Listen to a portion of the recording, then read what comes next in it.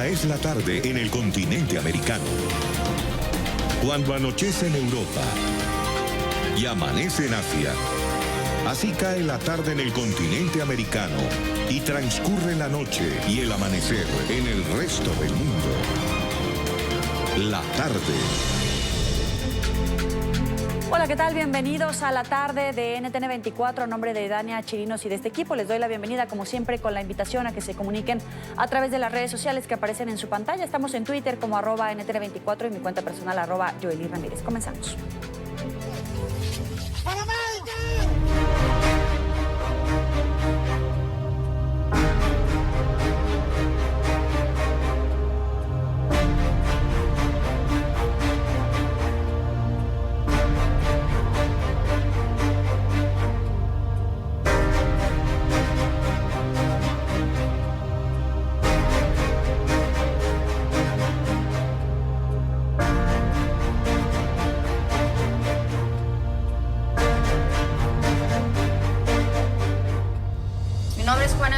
Soy periodista peruana y soy testigo principal, junto a mi compañero Luis García, del arresto ilegal y de la detención y secuestro que cometieron los agentes del SEBIN, del Servicio de Inteligencia de Venezuela, contra Jesús Medina. Nuevo atropello a la prensa por parte del régimen madurista. La Dirección General de Contrainteligencia Militar allanó esta mañana la residencia del periodista estadounidense Cody Whitley, ubicada en Caracas. Después el momento se fue relajando, nos explicaron toda la situación y ahí nos enteramos que nuestro compañero estaba con ellos y que nos pedían ir para unas entrevistas.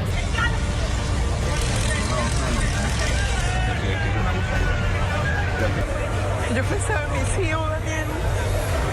Eso era lo que yo pensaba. Me daban patadas, me alaban en el cabello. Mira, yo vengo desde el Tribunal Supremo tratando de... Se me queda el cabello en la mano, me alaban el cabello, me pateaban. ¿Dónde está la policía?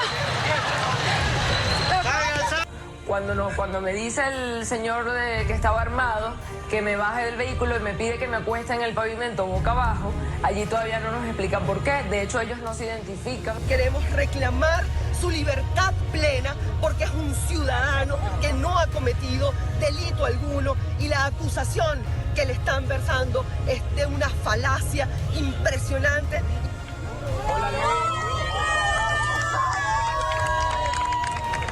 Su ministro Rodríguez nos dijo que esa no es la entrevista que ellos habían autorizado y nos confiscaron las cámaras, nos confiscaron todo el equipo, nos pidieron los celulares y me expulsaron del Palacio de Miraflores.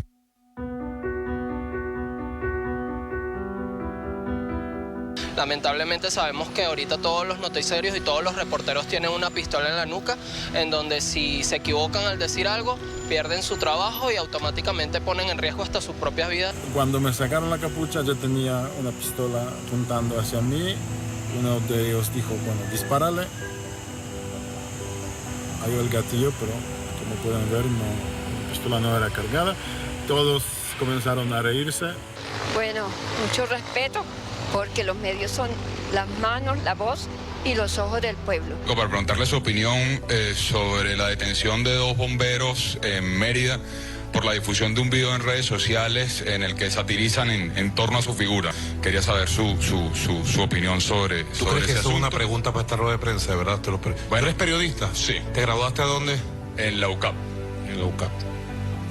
¿Está bien? No, le pregunto primero. Si tú como profesional crees que preguntarle a un presidente en una rueda de prensa internacional eso, no sé de dónde sacaste la pregunta. ¿Te la orientaron desde Francia? No, la hice yo. ¿Tú mismo? Sí. Ah, imagínate tú. Está bien, no te la voy a responder. Muy bien. O sea, gracias por siempre estar ahí arriesgando su vida, porque además que tenga un chaleco que dice prensa, sabemos que las manifestaciones eso no le presta mucha atención.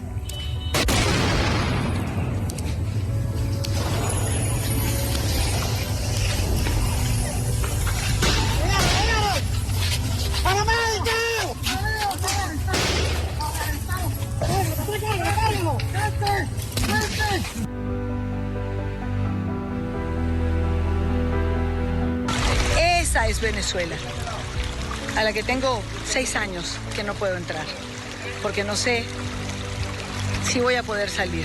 Que son unos valientes. Desde que ustedes han saboteado, ustedes que son de oposición, han saboteado el gobierno. Soy periodista. No, tú eres opositor. Tú eres opositor. ¿Desde cuándo no tiene el agua? ¿Quién es tu presidente? ¿Quién es tu presidente? Yo no tengo presidente. Sin ustedes no estuviéramos comunicados de nada de lo que está pasando en el país. Tenemos acá unas 8 o 9 horas desde las 10 o 11 de la mañana esperando que trascienda alguna información verificable u oficial que dé luces sobre qué está sucediendo con los 7 cuerpos de los rebeldes que se sublevaron junto a Óscar Pérez. Estamos llevándole la información. Vemos cómo esta gandola se está incendiando en este momento en el puente Santander que conecta hacia Cúcuta. Vamos a dejarlo con las siguientes imágenes. Que son las únicas personas que nos mantienen informados. Los felicitaría. No tan solo por ser el Día del Periodista, sino por el gran trabajo que están haciendo y la gran lucha que están haciendo durante todo este tiempo.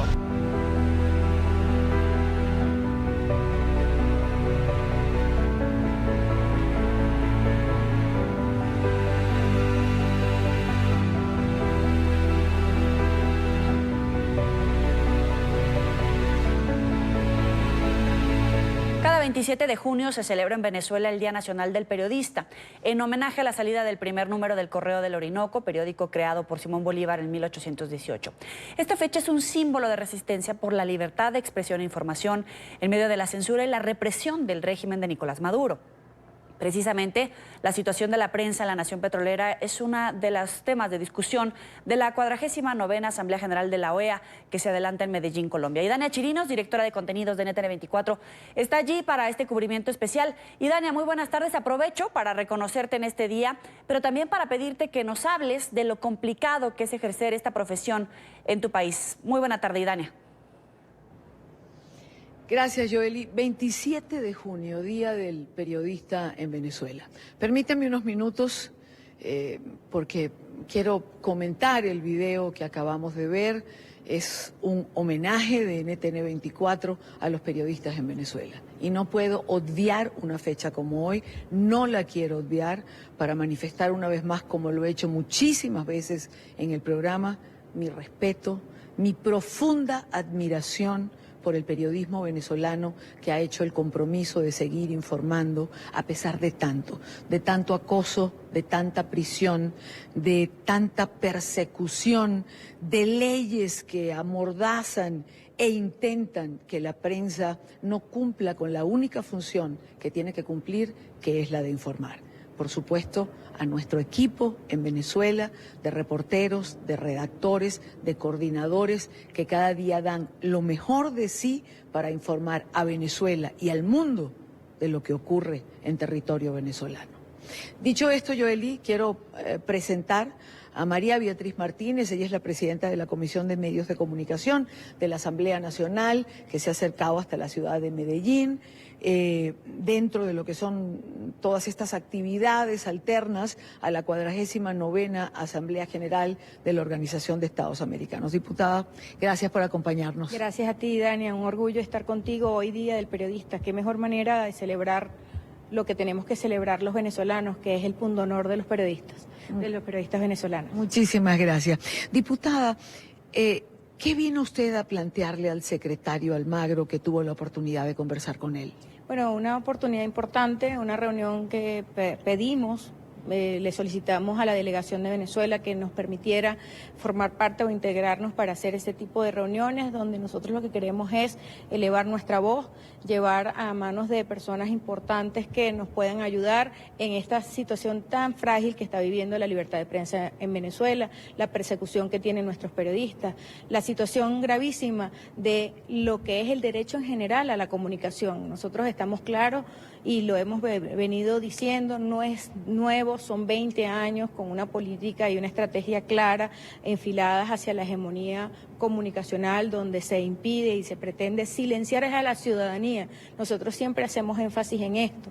No son los periodistas que son las víctimas, no son los medios de comunicación que son los perseguidos, que en efecto sí son víctimas directos, pero esto está directamente dirigido al ciudadano de a pie, al ciudadano venezolano que está siendo gravemente vulnerado en derechos fundamentales y que al al cerrar los medios de comunicación, al impedir el trabajo de los periodistas, al cercenar nuestra posibilidad de comunicación, pues está siendo afectado directamente, porque no hay manera de hacerlo ver. Y aunque parezca mentira, se lo decíamos al secretario general Luis Almagro, aunque parezca mentira, y lo conocen ustedes muy bien, todo lo que vive en Venezuela, el tema de la libertad de expresión, trajimos aquí en el informe pues una nueva escalada, un señalamiento hacia todos los pasos que han cumplido, donde se ve, por ejemplo, la eliminación de los medios públicos, la compra por parte de personas afectas al régimen de medios de comunicación para silenciarlos, procedimientos completamente fuera de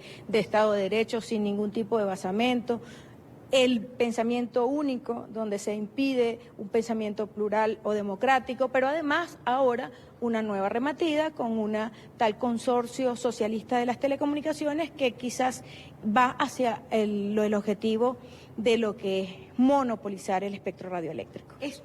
Este consorcio socialista de comunicaciones, que además se le agrega socialistas, ¿cuándo se anunció? ¿Ya se tiene claro sus funciones o simplemente sospechan que esto puede intentar extender los tentáculos para controlar aún más de lo que ya se controla? Bueno, la alarma la encendimos en la Comisión de Medios de la Asamblea Nacional desde los últimos días del mes de mayo. El 23 de mayo el usurpador anuncia esto en un contexto de una reunión de temas académicos, y lo que nos llama la atención pues es el contenido del decreto, y el contenido del decreto anuncia que es una compañía anónima evidentemente controlada totalmente por quienes hoy usurpan el poder en Venezuela, y esa compañía anónima tiene un objetivo y es hacerse de un paquete accionario, o sea, todas las acciones, o sea, parte de las acciones, pero sí claramente señala de todas las empresas que tienen que ver con telecomunicaciones.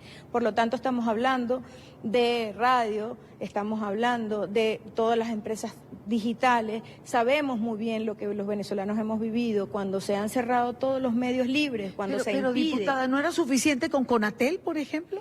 Efectivamente, la misión efectiva de Conatel ha sido siempre una misión técnica que se ha desvirtuado, que no tiene ningún basamento legal, que no tiene ningún tipo de piso legal. Ni esto que están creando, este bodrio, tampoco tiene ningún piso legal, es contrario a la Constitución, es contrario, además, quien lo está dictando no tiene la competencia porque está usurpando la presidencia de la República.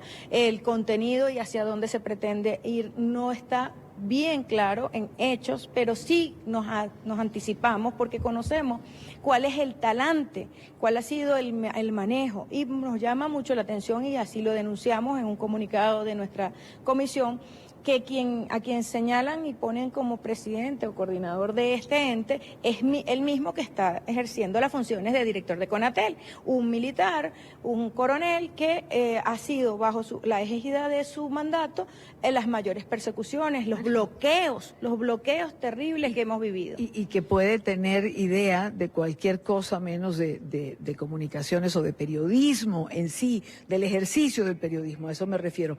Usted acaba de mencionar algo, los bloqueos. El transcurso de las últimas semanas se han producido bloqueos importantes a medios como El Pitazo, correcto, por ejemplo, o a Runrunes, o a Efecto Cocuyo, plataformas que se han creado para informar a los venezolanos y desde Venezuela. ¿Cómo defenderse de esto?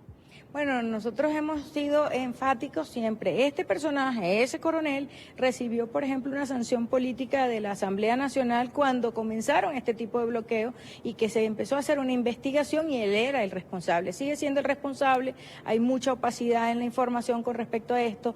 Los últimos días, no solamente es con la conectividad con esas plataformas, muy importante que señales, Armando Info, Caraota Digital, La Patilla, Runrunes, sí. Es decir, son todos estos medios alternativos que han sido el reinventarnos en Venezuela para poder comunicarnos, porque tenemos que tener en cuenta, o sea, el tiempo que tiene el presidente Guaidó encargado y desde que asumió la Asamblea Nacional no ha tenido un minuto en la televisión nacional, en la televisión abierta. ¿El objetivo es el blackout completo? Es completo. Incluso vemos, por ejemplo, que esa conectividad, ese blackout, no solamente es hacia un dominio específico, puede ser territorial. Es decir, usted puede estar en un momento determinado en una zona geográfica de Venezuela y esa zona geográfica es impedida de que tenga acceso a Internet.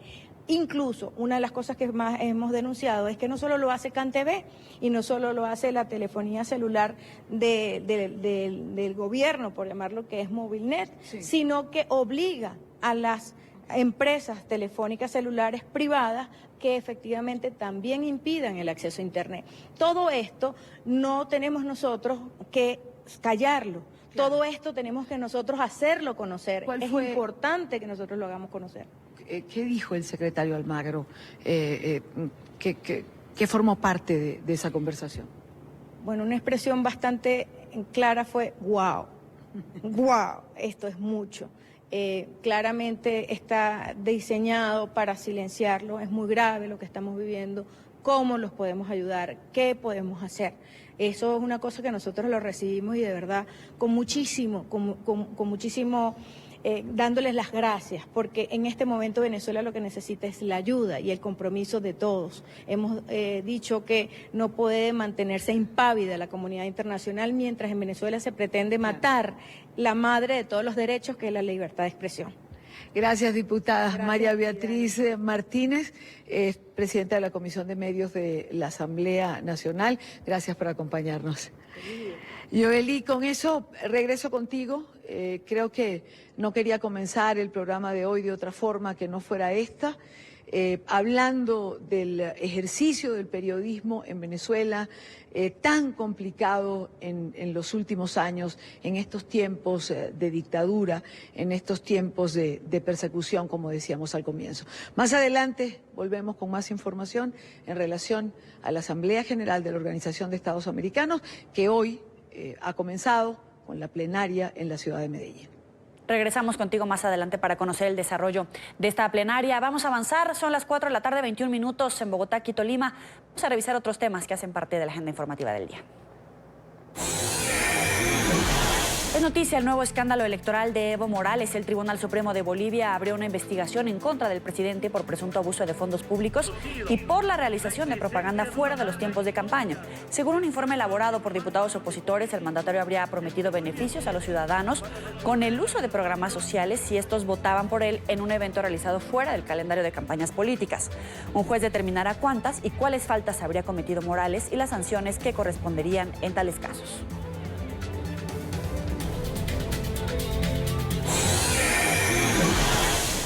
Es noticia a Colombia porque Jesús Santrich, ex jefe de la guerrilla de las FARC, tendrá que rendir indagatoria por narcotráfico.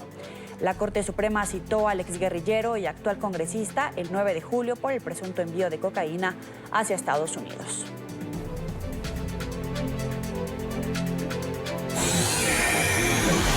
Es noticia el expresidente colombiano Álvaro Uribe, quien participó en el foro de Nueva Economía en Madrid. Desde allí, el exmandatario aseguró que una acción de fuerza por parte de militares venezolanos no sería un golpe de Estado, sino un intento de restaurar la democracia de la mano de Juan Guaidó. Uribe también se refirió al informe de la ONU sobre las plantaciones de cocaína en Colombia. Marcelo Moncayo tiene el reporte. Hola, ¿qué tal? Saludos para ustedes en la tarde, amigos televidentes. Este día desde Madrid, el expresidente colombiano Álvaro Uribe se refirió a la crisis venezolana. Él aseguró que para buscarle una solución a esa situación, el diálogo no es la mejor opción. El expresidente de Colombia, Álvaro Uribe, fue el protagonista de los encuentros informativos de Nueva Economía Forum. Desde ese escenario, el exmandatario se refirió a la crisis venezolana. Uribe considera que en Venezuela ya es necesaria una solución de fuerza por parte de los militares que no debería ser considerada un golpe de Estado. La presencia de Guaidó y de esas decisiones políticas de Venezuela nos permite decir una decisión de fuerza que remueva a Maduro. No es una decisión que crea la posibilidad de un gobierno militar, no. Con la presencia de Guaidó es una decisión que simplemente respalda una solución democrática. Uribe también se refirió al informe presentado por la ONU sobre las hectáreas de cocaína en Colombia. El expresidente cree que el incremento de estos cultivos se generó desde el año 2012, en el mandato de Juan Manuel Santos, luego de los acuerdos alcanzados en La Habana con las FARC. Uribe destacó las acciones del actual presidente Iván Duque en este tema. El presidente Duque por lo menos ha logrado que no siguiera creciendo la droga en Colombia. Yo creo que eso es lo que hay que rescatar del informe de ONU que se conoció ayer. Los vuelos ilegales del espacio aéreo de Colombia se trasladaron al espacio aéreo de Venezuela, donde ha habido permisividad, complicidad con el narcotráfico. Con el factor venezolano actual es muy difícil para el gobierno de Colombia ese combate. El informe de la ONU revela un incremento del 25% en la producción de cocaína a nivel mundial en el año 2017 y responsabiliza a Colombia del 70% de esa producción. Este mismo documento asegura que en Colombia, en el año 2018, se redujeron los cultivos por primera vez en los últimos 6 años. Y esta noche aquí en Madrid el expresidente colombiano Álvaro Uribe recibirá un reconocimiento del portal digital Merca2. Este es el informe para la tarde. Marcelo Moncayo, NTN 24, Madrid. Es noticia México, donde se descarriló un tren en Toluca. Según testigos, una camioneta se atravesó al paso de la máquina y en su intento de frenar, 4 vagones de carga se salieron del riel. Personal de emergencia trabaja en la zona. Hasta el momento no se reportan personas heridas.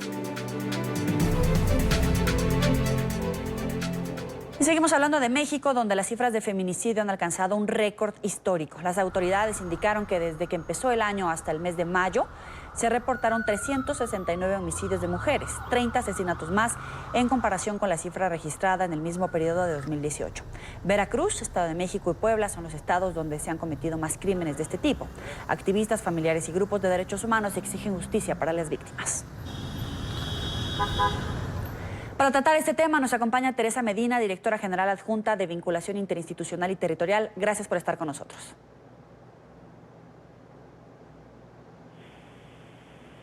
¿A qué atribuye este récord? Bueno, la situación de la inseguridad pública en México también ha alcanzado cifras récord. Sin embargo, en el tema de la violencia de género tiene mucho que ver la impunidad que genera este tipo de delitos, el colapso en que puede estar el sistema de procuración de justicia y la cultura machista que no ha dejado de existir en este país. La cultura machista me gustaría que lo extendiera un poco más, porque desde que tengo memoria como mexicana, sé que cada vez hay más información disponible, más campañas tal vez en medios, pero ¿qué nos está faltando al interior de los hogares, como mujeres, como hombres, en las escuelas, en los centros de trabajo? Efectivamente, los gobiernos del Estado mexicano han impulsado muchas campañas en el ámbito de sus responsabilidades de difundir los derechos humanos de las mujeres. Sin embargo, como usted lo menciona, es un tema de cultura donde la cultura la estamos alimentando y absorbiendo dentro de las familias. Allí hay una parte fundamental que le toca a padres, madres, hermanos, donde se tiene que promover la igualdad dentro de los quehaceres domésticos, dentro de la cultura, dentro de las responsabilidades entre hombres y mujeres, que eso es fundamental para que las mujeres accedan a una vida libre de violencia a través de un pie de igualdad entre hombres y mujeres. Eso es lo que también hace falta dentro de las familias mexicanas, como en muchos otros países. Y ahora, ya hay leyes, hay comisiones de protección a mujeres, comisiones para resguardar la seguridad, la integridad, los procesos. Pero ¿qué pasa a la hora de llegar a los juzgados? ¿De verdad el personal que trabaja en los juzgados para darle seguimiento a una denuncia que está alertando que puede ser víctima del feminicidio, hasta después cuando ya se convierten en víctimas de algún ataque o víctimas mortales? ¿Qué tanta es el grado de compromiso de las autoridades para ejecutar esas leyes que buscan proteger a las mujeres, pero que parece que caen en un saco vacío y terminan en impunidad? Efectivamente, el cambio de panorama cultural también afecta a las y los servidores públicos, que no dejan de ser ciudadanos comunes que han sido educados de cierta manera dentro de sus familias, donde hay influencia de la educación, de la religión, de la sociedad machista, de los mensajes machistas y sexistas que vemos todos los días en los medios de comunicación. los servidores públicos no dejan de tener esa cultura imbuida en sus actividades, de manera que influye en la atención que le dan a las víctimas de violencia contra las mujeres o violencia de género, en la investigación de delitos. Por eso es que se promueve y se exige, y es un compromiso ante la CEDAW y ante la Belén do Pará y con la sentencia de la Corte Interamericana del Campo Algodonero, donde nos obliga como Estado mexicano a aplicar la perspectiva de género a través de protocolos de investigación, sobre todo en el tema de feminicidio. Entonces, ¿qué pasa en el sistema de justicia? Pues pasa que se requiere que cada día tengamos más ministerios públicos y policías capacitados y profesionales en la perspectiva de género, en el enfoque de la debida diligencia, para que la atención a las víctimas indirectas o directas de la violencia contra las mujeres se eleve en la calidad y en la cantidad.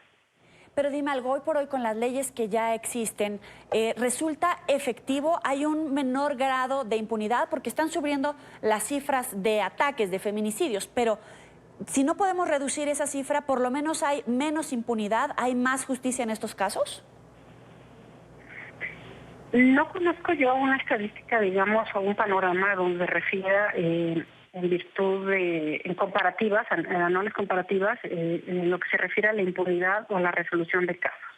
Ese es otro de los temas que necesitamos combatir, porque la oscuridad o la invisibilidad que tiene muchas veces la violencia contra las mujeres también impacta a los sistemas de justicia, donde no conocemos de cuántos casos ingresados, cuántos efectivamente se judicializaron y cuántos lograron una sentencia favorable, donde se recupere la reparación del daño y se castiga al agresor.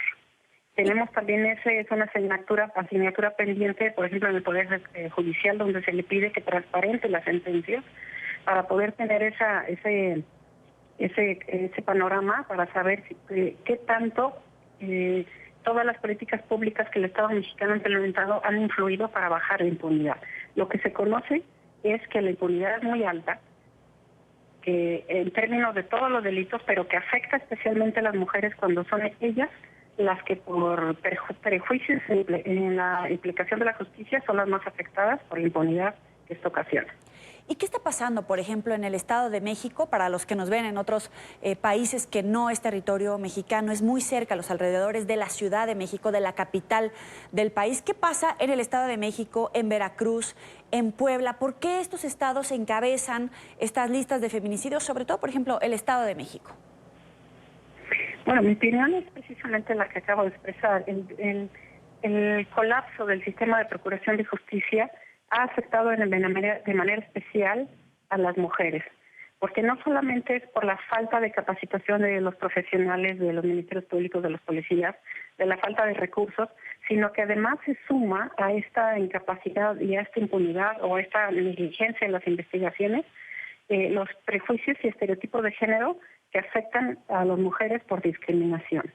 Es decir, a la situación del contexto nacional que tenemos de una grave crisis de investigaciones y de efectividad en los sistemas de justicia, tenemos que sumarle la cultura de discriminación contra las mujeres que la afecta principalmente cuando ella es víctima de delitos. Y en este caso, en los estados de México y en los estados que usted ha mencionado, pareciera que son los estados que más muestran este tipo de incidencias porque están colapsados los sistemas.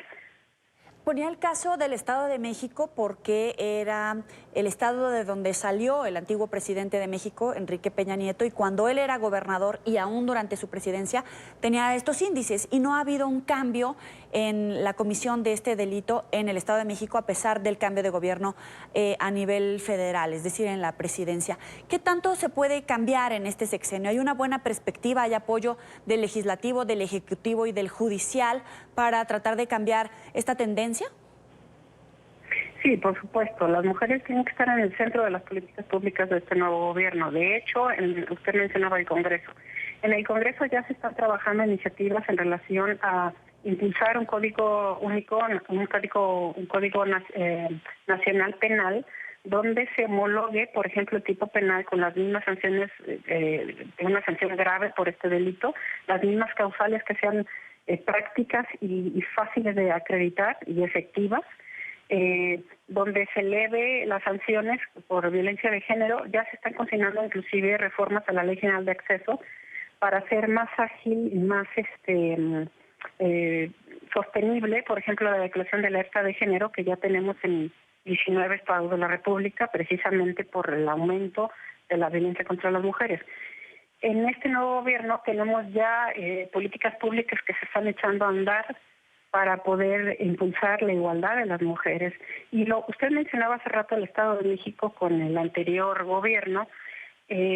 Se han estado haciendo esfuerzos, por ejemplo, de la Suprema Corte de Justicia, donde emitió la sentencia conocida como de Mariana Lima, que tiene que ver con una investigación en el Estado de México de feminicidio que fue realizada de manera negligente, y es la Suprema Corte de Justicia que emite en el Estado de México, que es un estado emblemático precisamente, como usted lo mencionó, de negligencia en la investigación. A ese estado le tocó la primera sentencia de la Corte referida a la obligación de las autoridades a investigar con la debida diligencia los feminicidios. Entonces, sí hay avances. La ley en México tenemos varios, es un marco legal en México que tenemos, que es muy amplio, que determina los derechos de las mujeres, determina cuáles son los tipos de violencia.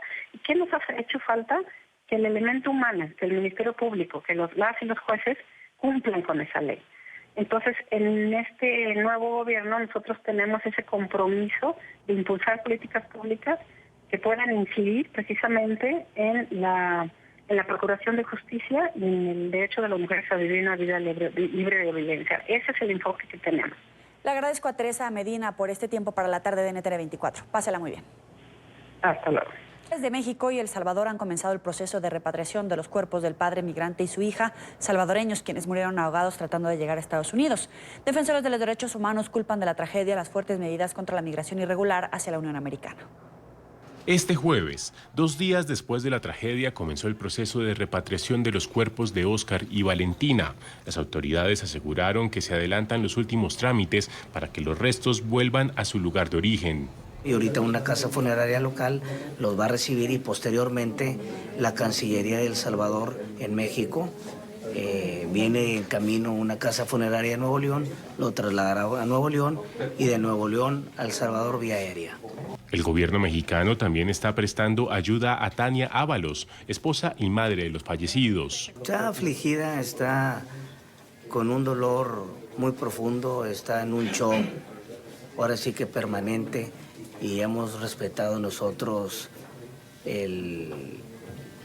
su privacidad. Defensores de los derechos de los migrantes señalan que las cada vez más duras políticas contra la migración son las responsables del drama en las fronteras. Estas muertes de este niño y ese papá, de los otros que se murieron hace 2 semanas aquí en la región del Paso, de Jacqueline que se murió en un centro de detención, todo es responsabilidad del gobierno de Trump, y ahora parece ser que el gobierno de López Obrador tendrá responsabilidad sobre eso que pasa en el futuro. Por su parte, la oficina del Alto Comisionado para los Refugiados, ACNUR, condenó lo sucedido, calificó la tragedia como un fracaso en la respuesta a la violencia y la desesperación que empujan a las personas a emprender viajes peligrosos en busca de una vida digna y segura.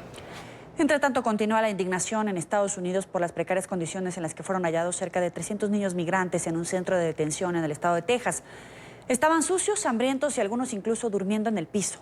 Una de las abogadas que visitó el lugar denunció que los menores que estaban enfermos permanecían recluidos en celdas de cuarentena con acceso limitado a médicos. Nuevos detalles sobre las deplorables condiciones en las que permanecían 255 niños migrantes en el centro de detención en la localidad de Clint, Texas, fueron revelados por una de las abogadas que visitó el lugar. Hablamos con más de 30 de los cientos de niños detenidos allí. Nos contaron historias muy similares. Algunos tenían camas, otros no. Otros dormían sobre colchonetas, otros dormían en el suelo. A veces tenían frío, no tenían acceso regular a las duchas. La comida era insuficiente y de mal gusto. La jurista señaló que los menores que estaban enfermos eran puestos en celdas de cuarentena. En las celdas de cuarentena, donde muchos niños tienen la gripe, en realidad no hay nadie que los cuide. Alguien iba 2 veces al día y les da un medicamento. Incluso denunció prácticas controvertidas sobre su cuidado. dijeron que tenían un acceso muy poco frecuente a los cepillos de dientes y a la pasta dental. Cada 5 o 6 días se les daban cepillos, según los relatos. Se les obligaba a tirar esos cepillos de dientes antes de que volvieran a las celdas. La abogada también enfatizó en que no es una situación particular del centro de detención en Texas al que tuvo acceso. Quiero asegurarme de que la gente entienda que esto no es algo fuera de lo común en las instalaciones de la patrulla fronteriza. Lo que es realmente diferente, sin precedentes, en mi experiencia aquí, es que los niños son retenidos en estas instalaciones durante 2 o 3 semanas, incluso hasta un mes. El pasado lunes, las autoridades migratorias trasladaron a la mayoría de los menores a diferentes refugios administrados por el gobierno. Sin embargo, al menos 100 de los niños que se encontraban bajo custodia del Departamento de Salud y Servicios Humanos fueron llevados de vuelta a Clint, sin conocimiento de si continuarán en las mismas condiciones. Tras la polémica, los precandidatos demócratas a la presidencia de Estados Unidos, Bernie Sanders y Elizabeth Warren, visitaron un albergue de menores en Florida. Ambos aspirantes coinciden en proponer cerrar todos los centros de detención para niños migrantes en el país.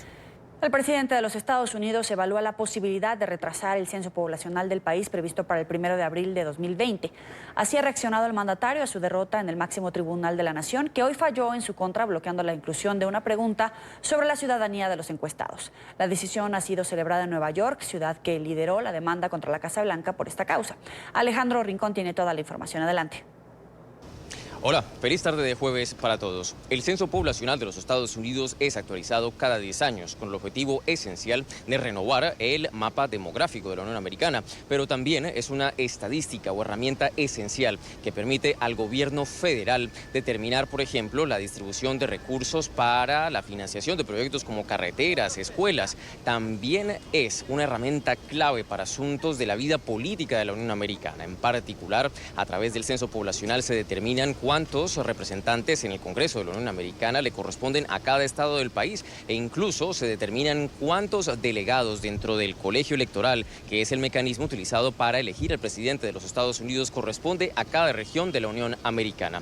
Es precisamente por estas últimas razones que había tanta expectativa y polémica en el país por la decisión o la intención más bien de la administración Trump de incluir en el censo poblacional del 2020 una pregunta para que los participantes en ese censo poblacional dijeran si eran ciudadanos o no de los Estados Unidos. Algo que, al menos por ahora, queda bloqueado a la raíz de la decisión entregada hoy por la Corte Suprema de los Estados Unidos, que ha considerado como insuficiente la argumentación de la administración Trump para llegar a incluir esta pregunta. A esta determinación de la Corte Suprema han reaccionado en particular las autoridades de Nueva York, la Fiscalía Estatal de esta región de los Estados Unidos, que fue la que lideró la causa o la querella a nivel nacional en contra de la administración Trump. Hablamos directamente con la fiscal estatal de Nueva York sobre lo que ella considera que es lo más importante de la decisión entregada hoy por el alto tribunal. La pregunta de la ciudadanía fue algo que se vivió hace años para elegir más republicanos en nuestro país. Y nosotros creemos que esconderse detrás del derecho al voto es un pretexto para herir a estados como Nueva York, que tienen gran población de migrantes. Las organizaciones proinmigrantes también han salido a reaccionar y sobre todo a celebrar lo determinado hoy por la Corte Suprema de los Estados Unidos, específicamente la Coalición de Inmigrantes de Nueva York, que fue la entidad que lideró junto con la Fiscalía Estatal neoyorquina la causa contra la administración Trump. La democracia y las leyes siempre están a nuestro favor, que la democracia gana y que el resultado de la lucha de la comunidad de más de un año llegó hasta sus resultados el día de hoy y fueron a nuestro favor. Aun cuando la decisión entregada hoy por la Corte Suprema de los Estados Unidos puede ser apelada por la administración Trump, esto no significa que haya riesgo a futuro de que pueda haber una moción o acción legal adicional a través de la cual la Casa Blanca pueda definitivamente incluir la pregunta sobre la ciudadanía. La razón detrás de esto es que técnicamente, por las reglas del censo, los formularios para adelantar este censo deben imprimirse a partir del próximo mes de julio, de forma tal que por los tiempos de la impresión de los formularios y el momento cuando surge el fallo, pues realmente no le da margen de acción adicional a la Casa Blanca para que pudiera llegar a incluir esa pregunta como lo ha deseado hacer desde hace varios meses. Es todo lo que tenemos para ustedes por ahora. Continúen con más en la tarde.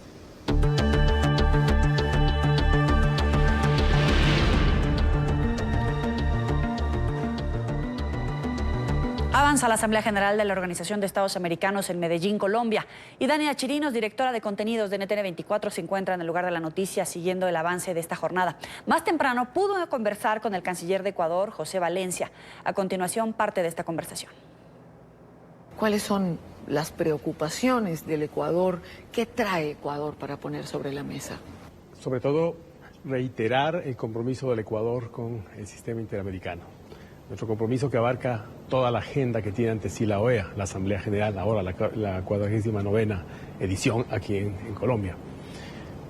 Temas que van desde lo político hasta lo económico y por supuesto asuntos ya muy específicos, temas de migraciones que para el Ecuador, por el momento que estamos viviendo en nuestra región, el gran flujo de migrantes desde Venezuela, tiene particular importancia y relevancia para nuestra organización, pasando por supuesto por asuntos como los que concierne a derechos humanos, un tema siempre permanente y muy importante en la agenda de nuestra organización. Señor canciller, ha mencionado varias veces el tema migración. La migración venezolana que en este momento afecta a la región. Y quizás uno de los países que con Colombia recibe este primer impacto sea el Ecuador. Usted decía que había que repensar acciones migratorias. ¿A qué se refería particularmente? Mire, repensada porque es también un fenómeno cambiante. Una cosa es cuando el Ecuador, por ejemplo, recibió casi 67.000 refugiados, en la mayor parte personas del sur de Colombia que se desplazaron al Ecuador hace una década por efecto de la situación en la zona, en el sur de Colombia. Y otro distinto cuando ahora el Ecuador tiene 300.000 y un poco más de migrantes venezolanos, cuando esa cifra, según las Naciones Unidas, puede incrementarse y llegar hasta fin de año. Estamos a 6 meses, a casi 500.000 de personas. Entonces, las respuestas son distintas. Por eso es que nosotros tenemos que pensar esas respuestas a nivel nacional, pero también a nivel regional.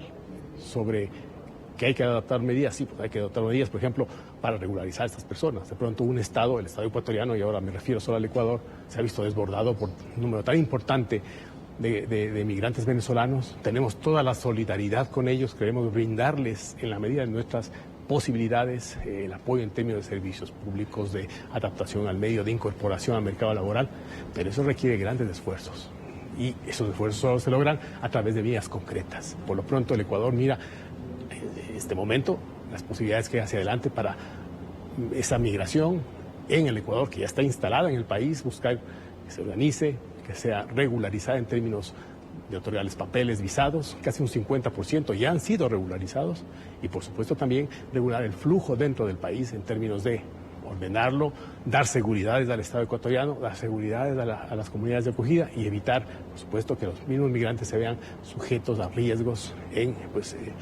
su incorporación en las sociedades de acogida. Canciller, más allá del tema de la migración venezolana, quisiera consultar en relación a 2 puntos. El primero de ellos tiene que ver con, para la Organización de Estados Americanos, el próximo año es un año electoral, por decirlo de alguna manera. El secretario Almagro ha manifestado su deseo de optar por la reelección. ¿Ecuador estaría pensando acompañar al secretario Almagro o, por el contrario, estaría pensando, por ejemplo, apoyar la candidatura de María Fernanda Espinosa, a quien el CARICOM o el grupo que concentra los países o las islas del Caribe está viéndola como una alternativa? Bueno, el Ecuador había expresado su apoyo inicial por la candidatura a reelección del secretario general Almagro, es una posición que fue expresada por nuestro presidente.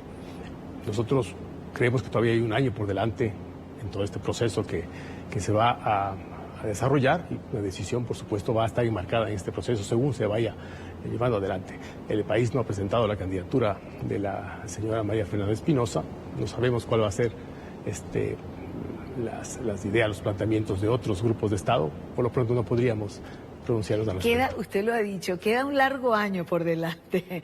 ¿Un año puede cambiar las cosas?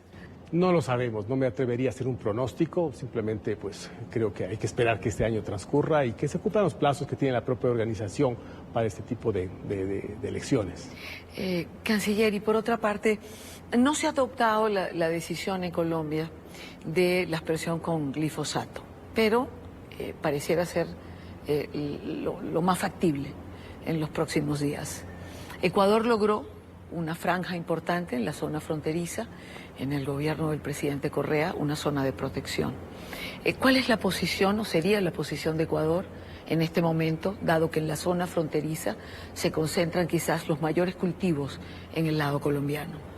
Bueno, usted lo ha mencionado, hay efectivamente este acuerdo bilateral, un acuerdo formal suscrito entre los dos países, entre Colombia y el Ecuador. Nosotros regiremos la relación y lo que se produzca de esta eventual reanudación de las aspersiones con glifosato sobre la base de ese acuerdo en lo que concierne al Ecuador. Una vez más, nosotros respetamos las decisiones de otros estados, en este caso de Colombia. Estaremos dando un seguimiento a qué ocurre. Obviamente, sí nos preocupa que por cualquier eventualidad pueda haber una afectación al territorio ecuatoriano de esas aspersiones. Ha sido una preocupación permanente en nuestro país, lo conoce Colombia. Confiamos en que, evidentemente, el magnífico estado de nuestras relaciones, de la magnífica comunicación que existe entre los dos gobiernos, simplemente la aplicación de ese acuerdo va a ser el eje de cualquier operación que se pueda conducir en una zona cercana a la frontera binacional. Señor Canciller Valencia, muchísimas gracias por estar con nosotros el día de hoy. Gracias por su tiempo. Un gusto también. Gracias por la invitación.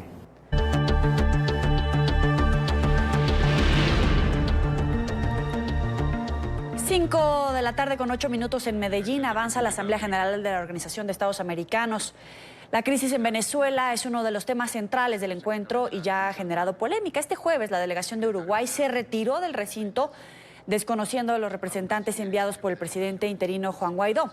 México, Bolivia y Nicaragua también expresaron su malestar. NTN 24 está en el lugar de la noticia con nuestra enviada especial Idania Chirinos. Muy buena tarde, Idania. Adelante. Hola, Joely, buena tarde para ti. Así como señalas, Venezuela ha sido un tema presente en las discusiones, en las conversaciones, en las preocupaciones de cada país, que ahora en la reunión de la tarde, la mayoría de ellos ha expresado el deseo de que la crisis de los venezolanos consiga pronto una solución. Pero como mencionabas, esto fue polémico en horas de la mañana, porque cada Asamblea General para instalarse recibe un informe de credenciales que presenta el secretario general de la organización, en este caso Luis Almagro. Este informe de las credenciales no es otra cosa que los que han sido acreditados para participar de esta asamblea. Se aprobó la comisión que envió el presidente interino de Venezuela, Juan Guaidó, encabezada por Julio Borges. Esto trajo como consecuencia que los países que mencionaste, México, Bolivia, Nicaragua, hicieran alguna salvedad, y Uruguay, hicieran alguna salvedad en relación a esto. Por ejemplo, México, Nicaragua, Bolivia querían que pusiesen a pie de página del documento final que ellos se reservan además el derecho de aprobar o no alguna resolución en la cual ahora el voto de Venezuela cuente. También lo hizo Uruguay. Este y Bolivia se retiraron de la asamblea en horas de la mañana, aunque Bolivia volvió en horas de la tarde. Lo cierto es que la delegación fue aprobada, fue aceptada por esta 49ª Asamblea General de la Organización de Estados Americanos, y esto evidentemente hizo que la delegación venezolana se sintiera satisfecha, se sintiera triunfal, y en ese minuto en que eso estaba ocurriendo, logramos que el embajador de Venezuela en Washington, Carlos Vecchio, y el representante de Venezuela en la OEA, Gustavo Tarrebriceño, saliera con nosotros y compartiera ese momento, el significado. Esto fue lo que conversábamos con ellos en horas de la mañana. ¿Qué pasó aquí? Bueno, creo que lo más importante, Idania, en este momento es que el órgano más importante de la OEA, su Asamblea General, aprobó y ratificó reconocer los representantes legítimos de Venezuela, encabezado por esta delegación. Es decir, la máxima instancia de esta institución hoy reconoce como delegados legítimos quienes estamos acá. Y a partir de ahora vamos a tener voz y voto en todas las resoluciones, en todas las discusiones. Este es un paso gigantesco porque se impone la democracia frente a la dictadura. Y parte de ese esfuerzo, lo que se logró hoy, ha sido gracias a nuestro embajador Gustavo Tarre Briceño, quien tuvo una actuación muy importante, que no es de hoy, esto viene de años, incluso desde que yo llegué aquí en el 2014 como exiliado, pero por supuesto con la incorporación activa ahora de nuestro embajador, quien tuvo un rol, digamos, protagónico en lograr esto que se logró el día de hoy. Sin embargo, embajador Tarre, hay países que presentaron reserva, algunos del Caribe, México, Bolivia, Uruguay, Nicaragua, que se reservan, pidieron a pie de página el desconocer resoluciones que sean aprobadas. Ellos alegan que Venezuela, que presentó su retiro en el 2017, habría cumplido ya 2 años después, digamos, la legalidad del paso para retirarse. En mayo del 2018 hubo una elección en Venezuela que no fue reconocida por ninguna democracia del mundo y por muy pocos países del mundo. En ese momento Nicolás Maduro dejó de representar al Estado venezolano y Juan Guaidó, quien asumió la presidencia por mandato de la Constitución venezolana, retiró esa renuncia. Es decir, hay un principio en derecho que es la continuidad del Estado. Ese principio fue asumido por Juan Guaidó y Juan Guaidó retiró la denuncia, que era un hecho vergonzoso. Venezuela es fundador de la OEA. Entonces, retirarse de la OEA indica la vergüenza que le daba a Maduro estar confrontado todos los días con el reclamo de los demócratas del continente. Y por eso, desde el punto de vista jurídico, el planteamiento que se ha hecho en contra de nosotros no tiene ninguna base. Pero lo más importante, como decía el embajador Vecchio, de quien agradezco además sus elogios muy merecidos, es que nosotros tenemos el apoyo de la inmensa mayoría de las democracias. Yo le digo el apoyo de Nicaragua, el apoyo de Bolivia, me importa muy poco, bueno, nos interesa el apoyo de Rusia, el apoyo de Turquía, esos no son los apoyos que buscamos. Tenemos la inmensa mayoría de las democracias del mundo y nos causa mucha extrañeza que un gobernante como el presidente López Obrador de México, que llegó al poder con la bandera de la lucha contra la corrupción, en la práctica se convierta en una muletilla del ladrón más grande que existe en el continente americano, que es Nicolás Maduro. Pero Uruguay, ¿por qué Uruguay asume ese paso el día de hoy? Creo que sería bueno preguntárselo a ellos. Yo no quiero recoger los rumores que andan por ahí, pero a lo mejor es bueno que se los pregunten. Pero hombre, embajador, ¿cómo de qué rumores estamos hablando? Corrupción tremenda que hubo en Uruguay en relación a las inversiones que hizo Venezuela allá, el gobierno de Chávez y el gobierno de Maduro. Y no quiero ser demasiado mal pensado, pero las denuncias no formuladas por la oposición venezolana, sino por el pueblo uruguayo y la prensa uruguaya, son muy elocuentes. Muy breve, embajador Vecchio, ¿es un triunfo el de hoy? Totalmente, yo creo que este es uno de los pasos más importantes que hemos hecho en la lucha internacional. Este es el espacio o la organización por excelencia de este continente para defender la democracia y los derechos humanos. Y hoy se impone la voz de la democracia frente a la dictadura. Aquí siempre estuvo la voz de la dictadura. Y eso lo hemos logrado gracias al esfuerzo de millones de venezolanos, no solo de nosotros, de millones de venezolanos que están defendiendo allá en las calles nuestra democracia. Y ese éxito se traduce en estos espacios internacionales. Así que es un paso firme para que nosotros logremos el cese de la usurpación. Esta era nuestra conversación con los representantes de la delegación de Venezuela en el momento en que ocurría toda esta polémica en horas de la mañana, cerca del mediodía.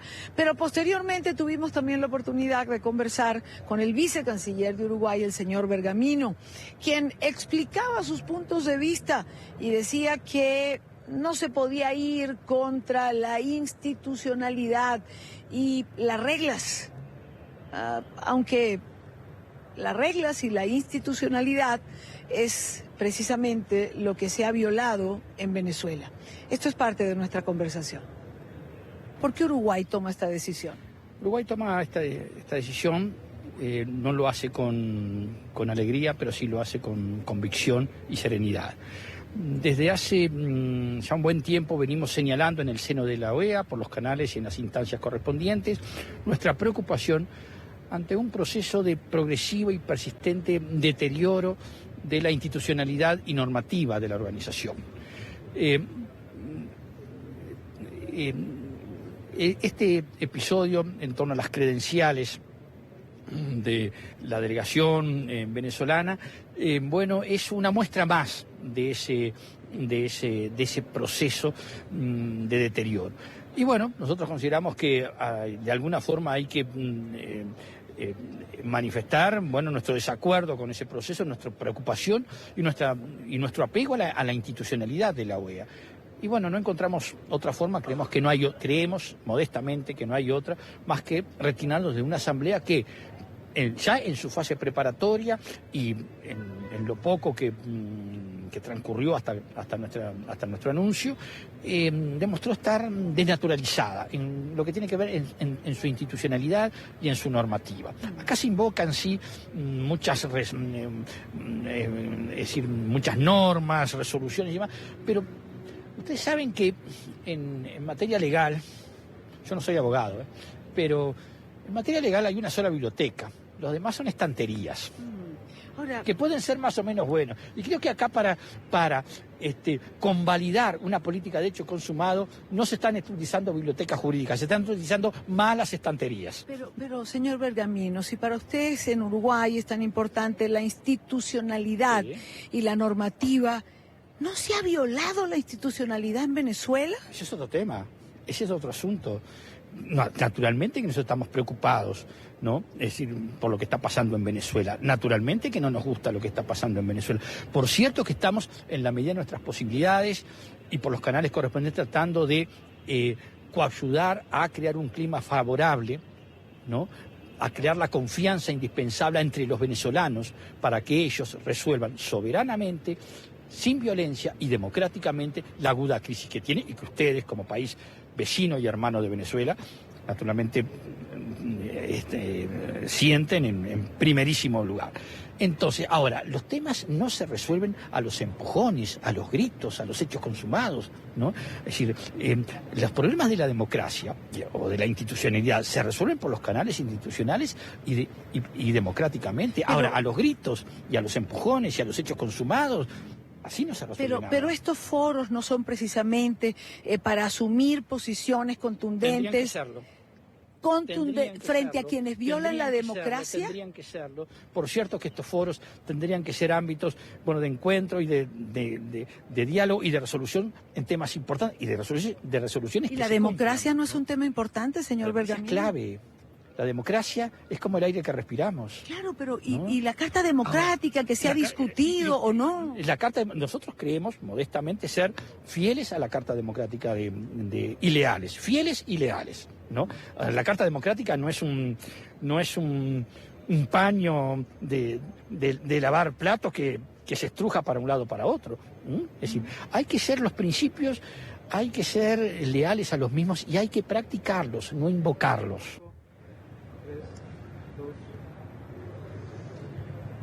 Joely, las deliberaciones continúan en la plenaria de esta Asamblea General de la Organización de Estados Americanos. Todavía queda tela que cortar. Mañana, por cierto, va a presentar David Smolansky, que ha sido delegado por el secretario Luis Almagro, a presentar un estudio en relación a la migración venezolana y eso se espera que ocurra mañana.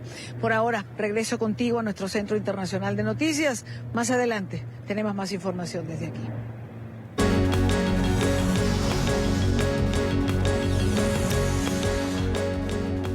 Mucha atención, el gobierno de los Estados Unidos sigue presionando al régimen de Nicolás Maduro. Este jueves el Departamento del Tesoro aplicó sanciones contra Luis Mota Domínguez, exministro de Energía Eléctrica de Nicolás Maduro. La decisión se tomó luego de que la Corte Federal del Distrito Sur de Florida presentara cargos en su contra por lavado de dinero y conspiración de lavado. La medida también incluye al ex viceministro de Finanzas e Inversiones en ese ministerio, Eustiquio José Lugo Gómez. El gobierno estadounidense considera a estos dos exfuncionarios como responsables de los apagones persistentes en todo el país por corrupción masiva, negligencia y mala gestión de la infraestructura eléctrica de Venezuela.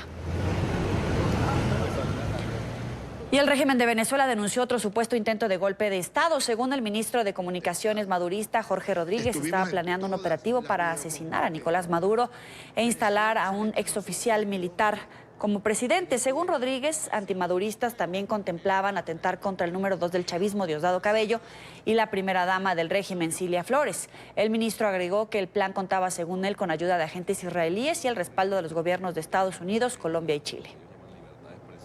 ¿Hasta cuándo Iván Duque Venezuela no se mete en los asuntos de Colombia. Venezuela respeta y ama al pueblo colombiano. Basta ya de planear golpes militares, asesinatos del presidente.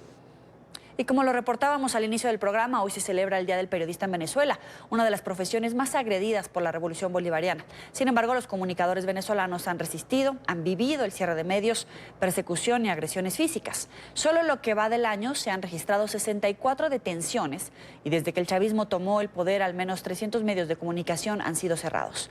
Oliver Fernández tiene toda la información desde Caracas.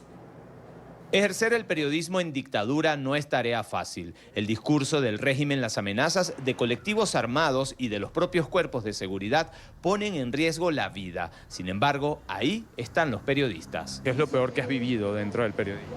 Mira, yo creo que por lo menos 2 o 3 capítulos donde tú crees que este día fue, aquí me dispararon o no llegué a mi casa. Yo tengo hijos y yo en los momentos duros siempre les doy la bendición antes de salir y esperando siempre regresar. Y hay 2 o 3 momentos donde yo pensé, no regreso a mi casa. El periodista no es un robot, también siente y sufre la crisis. Además, debe ser la voz de aquellos que quieren ser escuchados. Son momentos duros, Oliver, y pues donde se cuestiona también, nosotros mismos cuestionamos cuando nos quebramos, porque bueno, nosotros debemos ser esa voz para contar. El periodista es un ser humano que siente, porque además nosotros también vivimos como ciudadanos esos flagelos. Y ver niños que mueren por falta de medicamentos, ver a sus madres llorar porque no pueden hacer nada y ven morir a sus pequeños, es muy duro y no puedes dejar de sentirlo. En lo que va de año se han registrado más de 60 detenciones a periodistas, 12 corresponsales extranjeros deportados, 12 medios de comunicación bloqueados, 19 amenazas directas y 38 indirectas. A pesar de esta realidad, el periodismo sigue de pie en Venezuela. Felicitarnos por lo aguerrido de nuestros colegas periodistas, por el deseo ético de cumplir con ese deseo de informar veraz y oportunamente, con esa importancia que tiene cada ciudadano para el periodista, que es quien en definitiva merece la información, ese insumo que le permite libérrimamente tomar sus propias decisiones, porque un ciudadano informado es un ciudadano que toma decisiones claras y adecuadas. Quiero aprovechar este momento para felicitar a Idania Chirinos y al equipo de prensa de NTN 24 porque realmente han hecho una labor titánica para informar lo que sucede en Venezuela. Uno de los casos emblemáticos es el del reportero gráfico Jesús Medina. Lleva casi un año tras las rejas. Su único delito, informar. Estuvimos con él en muchas protestas, en muchas coberturas. Lamentable que esté tras las rejas y demuestra precisamente el miedo que le tiene el gobierno de Nicolás Maduro pues a los periodistas, a la prensa libre, a la prensa independiente. El régimen podrá cerrar medios de comunicación, pero eso no significa que apagarán la voz de un periodista. Felicitaciones más bien a ustedes que siguen allí todos los días tratando de vencer esa censura que se nos ha querido imponer en Venezuela, pero que no ha sido posible totalmente. La sociedad venezolana está desinformada por lo menos en un 90%, lo cual es grave para un sistema que se jacte de ser democrático, porque un verdadero gobierno, un verdadero país que no goce de una prensa libre, independiente y una sociedad informada, pues obviamente no es un país democrático y eso Venezuela está muy lejos de serlo. El periodismo no muere en Venezuela, a pesar del cierre de medios de comunicación. Y donde se genere la noticia, allí estará un corresponsal para otorgarle su derecho a estar informado. Es la información que manejamos desde Caracas. Continúen con más de la tarde de NTN 24. Regresamos a la ciudad de Medellín, en Colombia, donde avanza la Asamblea General de la Organización de Estados Americanos. Y Idania Chirinos tiene más información. Adelante, Idania. Gracias, Joely. Continuamos en la cobertura de la Asamblea General de la Organización de Estados Americanos y nos encontramos a Nigmer Evans. Nigmer es analista político, perteneció al chavismo en un momento determinado y su óptica siempre vale la pena repasarla. Nigmer, gracias por acompañarnos. Gracias, Idania, a ti. Yo quisiera comenzar por todas las denuncias que hacía Jorge Rodríguez el día de ayer en relación a una nueva conspiración, a un nuevo golpe de Estado, a tantos detenidos, a ese guión absolutamente conocido y repetitivo por parte del régimen de Maduro? Mira, entre medias verdades y medias mentiras, como ellos se manejan casi de manera permanente, generalmente con una proporción más de mentira que de verdad. Pues el nuevo guión, el nuevo competidor de Leonardo Padrón, este señor Jorge Rodríguez, ha tomado elementos sobre los cuales entonces empieza a crear un nuevo guión sin haberle dado respuesta y asumiendo que el venezolano es una persona con memoria corta, cosa que es mentira parcialmente, porque la gente inmediatamente se pregunta, bueno, ¿y qué pasó con los drones?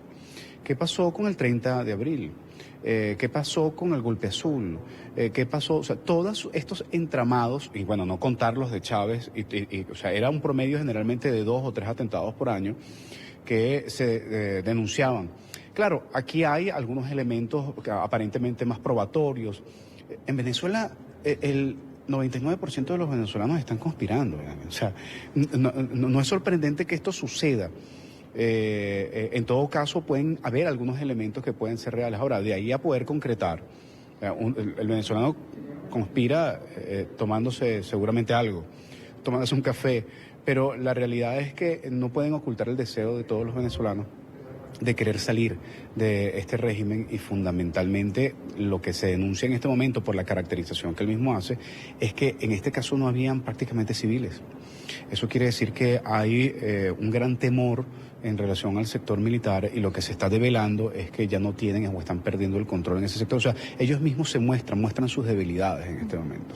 Ahora, si el 99% de los venezolanos lo que quiere es la salida del régimen, ¿por qué, Nidmer, resulta tan difícil concretarlo? Mucha gente sintió esperanzas cuando finalmente se nombró al gobierno interino, a Juan Guaidó, pero pasa y pasa el tiempo y no sucede nada. Y yo siento que en Venezuela se asienta una gran desesperanza, que no es la misma, por cierto, de la mayor parte de los cancilleres que forman parte de la OEA, porque con varios he tenido la oportunidad de conversar y al contrario, lo que hacen es resaltar lo que se ha logrado en estos meses de interinidad. Claro, lo que pasa es que hay una alta expectativa de resolución pronta del conflicto, de lo que sucede en el país, y al momento de generarse frustración como consecuencia de que no es tan inmediata como se aspira, entonces, bueno, hay una fluctuación, hay flujos y reflujos desde el punto de vista político. Ahora, el liderazgo de Juan Guaidó, por supuesto que marca un hito entre antes y después. No es lo mismo comparar la situación del 2018 con la del 2019, y en especial la posibilidad de tener un referente el cual orienta, aún a pesar de que ya después de haber terminado la luna de miel de los 100 días, hay algunos factores de la oposición que están tratando no de jugar muy transparentemente en relación con el reconocimiento del liderazgo de Juan. Sin embargo, la opinión pública sigue favorable al reconocimiento del único liderazgo en este momento de la oposición, que es Juan Guaidó como presidente de la Asamblea Nacional y como presidente encargado. Creo que lo que ha sucedido hasta ahora, en relación a tu pregunta, es que Maduro, Diosdado Cabello, Padrino López, los cubanos y los rusos han logrado generar unas tecnologías sociales de resquebrajamiento y de fraccionamiento, porque la teoría fundamental, divide y vencerás, sí, es el objetivo fundamental y permanente. Cuando vieron que Juan logró la posibilidad de la unión de los factores, inmediatamente accionaron y reactivaron sus estrategias y están intentando lograr resquebrajar nuevamente, y entonces empiezan a tratar de filtrar, simular o montar informaciones y especulaciones que, bueno, hasta ahora se ha mostrado una importante resistencia, porque el liderazgo de Juan es muy positivo, pero debemos estar muy atentos, todos los venezolanos, a evitar que eso suceda y activarnos y reactivarnos permanentemente en relación con el objetivo común que tenemos. O sea, yo tengo profundas diferencias con Julio Borges, yo podré tener profundas diferencias con Ramos Alú, pero ellos, incluyéndome, y nosotros, tenemos un objetivo en común. No podemos confrontar lo que está sucediendo en Venezuela como una disputa de aspiración personal electoral. Nosotros tenemos que asumir y confrontar esto como una dictadura y entender que nosotros somos víctimas de una dictadura, que debemos organizarnos y actuar en función de esa dictadura. Nidmer, dentro de la Asamblea General Venezuela es un tema primordial y es un tema digamos, estructural para buena parte de los países que conforman la Organización de Estados Americanos, el éxodo venezolano.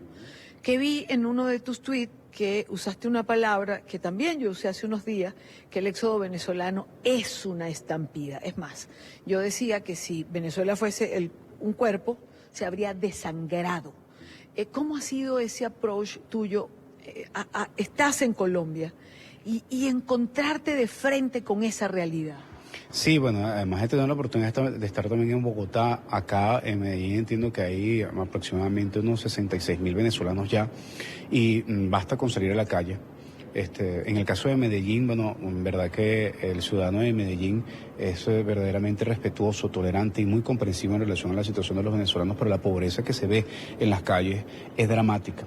El éxodo, la diáspora, la fuga de los venezolanos hoy ya no es de una clase media bien formada que percibió la crisis en un principio y empezó a retirarse poco a poco. Hoy no es un goteo, hoy es un chorro abierto, es una cascada.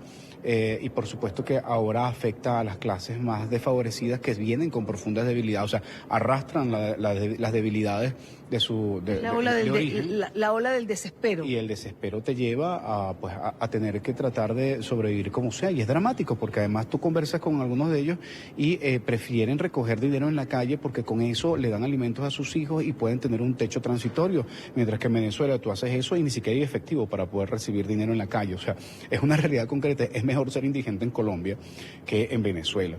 Entonces, es lamentable, ¿no? Nosotros tenemos que plantearnos seriamente como venezolanos ofrecer la posibilidad de que la reincorporación de estos venezolanos sea precisamente en el favor de la lucha de la reconquista de la democracia, porque esta gente se va pensando que ya no hay solución en el país. Y tratar de generar una vuelta de toda esta gente implica la posibilidad de recobrar la esperanza en Venezuela. ¿Hay solución en Venezuela? Y lo digo porque referiste que el éxodo se va porque cree que no hay solución.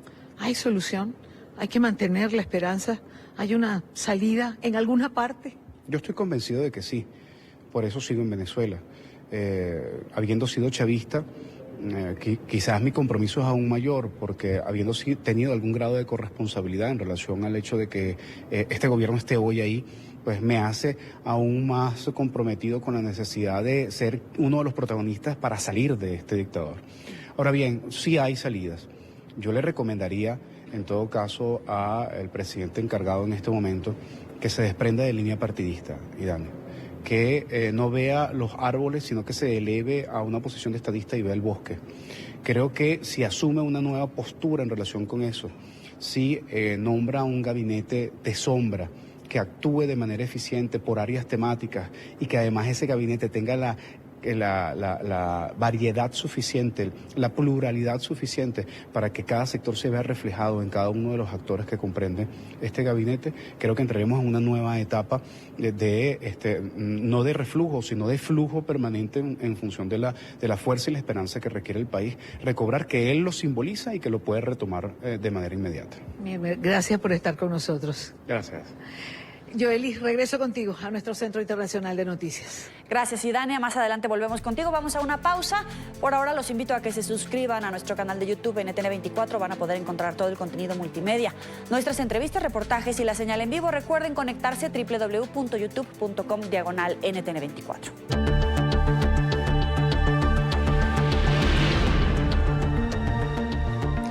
Cubrimiento especial de NTN24 en la 49ª Asamblea General de la OEA en Medellín, Colombia. Idania Chirinos sigue conversando con los asistentes a este evento. Vamos contigo, Idania. Gracias, Joely. El primer día explicaba que en paralelo a lo que es la Asamblea General hay varios eventos alternativos enfocados en derechos humanos, en libertad de expresión, en el periodismo en las mujeres, en tortura, en una cantidad de temas. Y en uno de estos eventos me he encontrado a Lucía Pineda, la periodista nicaragüense que fue privada de su libertad junto a Miguel Mora de 100% Noticias y que justo el día que vieron la libertad nuevamente conversábamos con ellos, pero no puedo perder la oportunidad, Lucía, qué bueno verte, qué bueno estar contigo, conocerte personalmente, darnos un abrazo. ¿En qué estabas aquí en Medellín? Bueno, fui invitada a un foro denominado Hacia dónde va Nicaragua, los retos, los desafíos, y donde planteábamos pues el tema de toda la persecución que había sido víctima 100% Noticias, que terminó con esta encarcelamiento que nos hicieron desde el 21 de diciembre y que ya gracias a Dios nos excarcelaron el pasado 11 de junio. Estamos pues gozando de esta libertad, aunque todavía el juicio sigue vivo allá en Nicaragua. Todavía no nos han devuelto las instalaciones del canal, donde suponemos que todavía están allá adentro todos nuestros instrumentos de trabajo, y también pues informando sobre la situación actual, pidiéndole a las diferentes organizaciones que también eleven su voz para que nos regresen, nos devuelvan el canal 100% Noticias, así como las instalaciones de Confidencial de Carlos Fernando Chamorro, que también está tomada aún por la Policía Nacional. Lucía, ¿y no hay respuesta en relación a esto? Es decir, ¿nadie les da una respuesta? Nadie da respuesta. Entiendo yo, ¿verdad?, que si ellos nos amnistiaron, que nosotros somos inocentes, tenían un juez basado en eso, haber ordenado a la policía que desocupara esas instalaciones y nos regresara esos bienes, pero eso no ha ocurrido. El juicio, como te digo, sigue vivo. Entonces, en cualquier momento, incluso a nosotros hasta nos pueden volver a meter presos, porque en esa ley de amnistía o autoamnistía, como se le ha denominado allá en Nicaragua, hay una advertencia que si repetimos supuestamente los crímenes, que según Daniel Ortega... Es decir, los crímenes si repiten el crimen de informar... Si repetimos el crimen de informar con la verdad de los hechos que ocurren en Nicaragua, pues entonces nos van a volver a meter a la cárcel.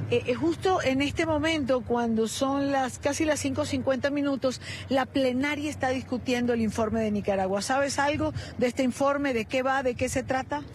Bueno, tenemos entendido que había pues un proyecto de resolución, ¿verdad? Eso estaba en discusión, iban a ver si se podía modificar o no, porque había un poco de inconformidad de parte de la Alianza Cívica y la Unidad Azul y Blanco con respecto a un plazo que se le da de 90 días a una comisión que iba a conformar la OEA para presentar un informe. Entonces, ¿no hay suficientes informes ya? O sea, sí, es reducir ese plazo, es demasiados días, o sea, un día más que se le dé al régimen de Daniel Ortega es como un día más pues de represión, de persecución, y entonces se pretende, o lo que han hecho los planteamientos es que sea con más celeridad, porque ya el mundo sabe lo que ocurre pues en Nicaragua, es simplemente incluso pues que ya se aplica hasta la Carta Democrática, ¿verdad? Que es lo que estaban demandando pues los grupos de oposición allá en Nicaragua. Y también se plantea el que reingrese nuevamente la CIDH, la Comisión Interamericana de Derechos Humanos, que se reinstale el diálogo también nacional pues con la oposición. Lucía, una última pregunta. Ya que participabas en un foro el tema era ¿hacia dónde va Nicaragua? Te pregunto, ¿hacia dónde va Nicaragua? Pues yo veo esto en positivo. Nicaragua va hacia un proceso de refundación del Estado, hacia una democracia, hacia el respeto de esas libertades, hacia la salida de este régimen que es opresor. Nicaragua va hacia la ruta donde se respeten siempre los derechos humanos.